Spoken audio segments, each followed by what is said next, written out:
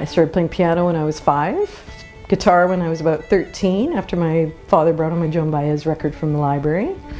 I was a very intense teenage guitar player, singer. I learned everything I could get my hands on. She has told me of a legendary time, a mythical time when she was a singer-songwriter, traditional folk singer, guitarist, you know, sort of been, who had a lot of Joan Baez records, and apparently it showed. And then I sort of woke up out of the blue one day when I was about 19 and thought, I'd like to play the fiddle. Pretty quickly traded my beautiful little Gibson guitar for a very bad violin and attempted to learn how to play it, which took up most of my 20s. And we started off, as I said, we started off just playing instrumental music, just playing fiddle tunes. And there was one point where we thought, well, maybe we should actually try playing at, concerts or in a folk club or something like that. So we were going to need some songs as well. So we started digging up traditional songs that kind of went with the fiddling. And then realized that we were really the only ones doing that, pretty much in Ontario at that point, digging up these 19th century stuff from all over Canada, but stuff from Ontario that nobody else had done. I'll be a Tory in Upper Canada. And we had a lot of fun taking these hen scratches in the old books and turning them into actual music and finding ways to play them that entertained us and hopefully entertained other people as well. As Money York was doing really well, somewhere in there, an old friend of Ian's named Will Henry from Owen Sound, who was living in Manitoba, sent Ian a tape. And one of the guys he met was an old fellow named Carl Grexton, who was a farmer, raised sheep and other things. And Carl was also a wonderful fiddle player. When I would go out to visit Willie Henry, we would sometimes play with Carl. And at one point, I came home with a cassette tape of Carl playing some of these tunes.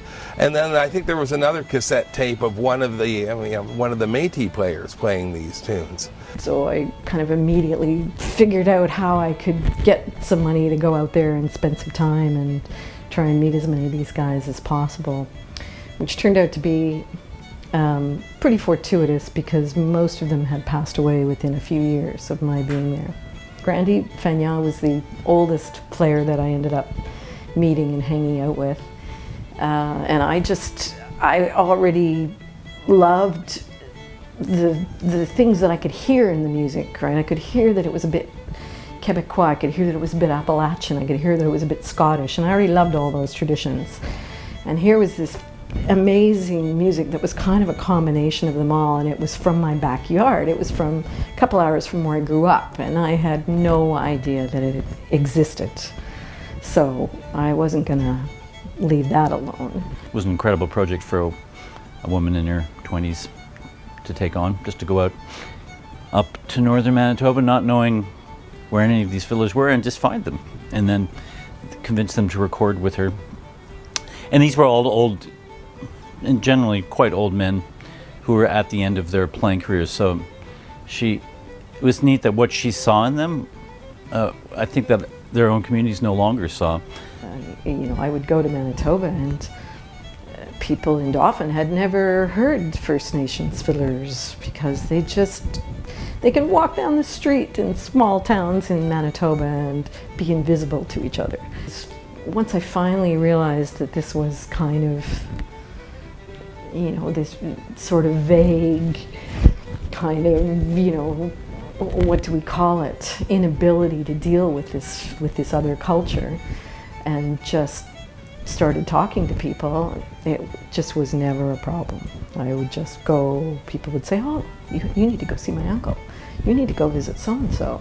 And I would call them up, and they would say, come over. You're interested in fiddling? Come over. She has created a play about her search for the core of Métis music. And it's a wonderful piece, because she tells a story through it, but it is the understanding of certain qualities of the way, I think she describes it as they bend each note so that there's a signature And that signature is in the process of being lost. And now Anne has revived it and lives it. She went out to Manitoba when she was my age and interviewed and recorded a bunch of Métis fiddlers and sort of, I mean, she would hate me for saying this, but saved that style of fiddling, because it was about to, you know, go by the wayside. So she came back with all these recordings, and so in this piece of theater, I get to play her when she went out there, and she plays all the old guys that she met. Because, I mean, it was not an easy thing to actually do the research and actually, first, to be taken seriously for it, and secondly, to convince them that the intricate, old-fashioned material that was being left over here was worth anybody chasing down. There were quite a few Elder Youth Legacy projects where she brought in Lawrence Teddy Boy Houle, who really helped her through her master's thesis on Métis fiddling, as well as John Arkand and James Chichu. So that was, as I was discovering this Métis fiddle music, I was also sort of discovering my own Métis identity. She was playing a lot of different types of music that I really didn't have any expertise in anyway. You know, I never really learned how to play klezmer rhythm guitar or African rhythm guitar, or even to understand what the beats could possibly be in that. In fact, the first gig we did was a birthday party for Geddy Lee. I had been in the band all of 3 days, right? I mean, they had just hired me and I had all this stuff to learn, and there was no way I was going to stand up at Geddy Lee's birthday party with music. So I just memorized it all, right, in 3 days, and just played as if I knew what I was doing, or hopefully. She created a school, a virtual school called Worlds of Music Toronto, where her whole interest was to try to get people who really knew a tradition well to teach it. And this was long before there was programs like this at the conservatory. So it might have been gumboot dancing or Andean flute playing or various traditions from around the world where there was musicians who knew those traditions living in Toronto. I'm from Brazil originally, and I was putting workshops on Brazilian samba and percussion ensemble. Worlds of Music Toronto was an organization. We had teachers from different countries teaching different cultures. For example, there was drumming from Ghana, and then there was choral a cappella singing from South Africa. And I also taught gumboot dancing. There were klezmer classes. There was African dance classes. That's what Worlds of Music was all about. It was a world of music. But the world of music was fascinating because it got a lot of awareness of Canadians about different cultures and rhythm in Canada. And Toronto has been, I would say, the birth of all this beautiful, music and incredible amount of artists. I was fortunate to be here, just doing it with the world of music. But when she goes somewhere and learns something, she really gives value to who she learned from. You don't just learn something and just say, I learned it, oh yeah, finish, I finish with that person, no. But that's very important.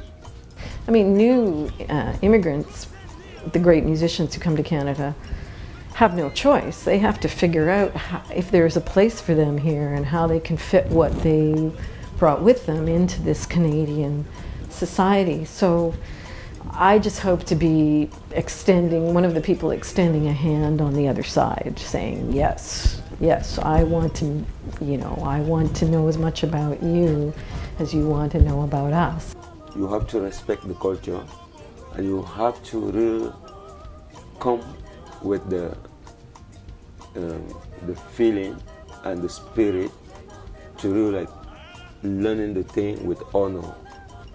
I think Worlds of Music was just kind of a reflection of what she felt music was, and that to be inclusive and to include things that that you normally wouldn't get a lesson in. You know, like if you want to take some kind of drumming, like where are you gonna? You can see it on a stage or in a performance, but like where are you going to actually experience it? So Anne is really good at having a vision of bringing people together and really making it happen. So for the past 3 years, she has sort of spearheaded this World Fiddle Day. In the months leading up to the celebration, they organize workshops where people are free to come and learn tunes from around the world, from across Canada and from other fiddle traditions across the world. And they're preparing to perform these tunes on World Fiddle Day. She can amass people around her living room piano, and everybody has a role, or she can amass 180 fiddle players down at Fort York, and they all have a role. I thought I understood Anne Lederman in terms of her music and her passion for things and where she was going, and she invited me to a house party. And when I got there, it was all this new world music, and it was like in a whole complete different vocabulary. Well, you see this house. I mean, we've emptied this room out surely so I can get more people in here to play. And the kitchen used to be 2 rooms, and we just spent all summer tearing down that wall. And it's basically surely so that I can get more people in there with instruments in their hands, right? I remember parties here where she's plunked away at our piano, and suddenly the whole place has started to perform. As you would expect, it's a house full of musicians, crazy musicians. And there's great food. Her husband Christopher is an excellent cook. So there's lots of great food, lots of great music, and just it's really, really fun time. Yep, that's the kind of person she is. That's the kind of person she is. The whole family. The whole family is warm-hearted, yeah. And she has such a commitment to respect people, to respect their traditions, to really come to an understanding of what somebody's traditions are and what do they mean, so that she can convey them in a way that is real and honest and honors them. And so this sense of commitment that she brings to everything is what's made her a really wonderful musician. It's made her a great teacher. It's made her a great collaborator. And it's really, I think it's her commitment to the truth about what matters and what's the truth of our story as Canadians and the folk music in Canada. It's that commitment to the truth. For that, I'm so thrilled that she's getting this award. It's really well deserved.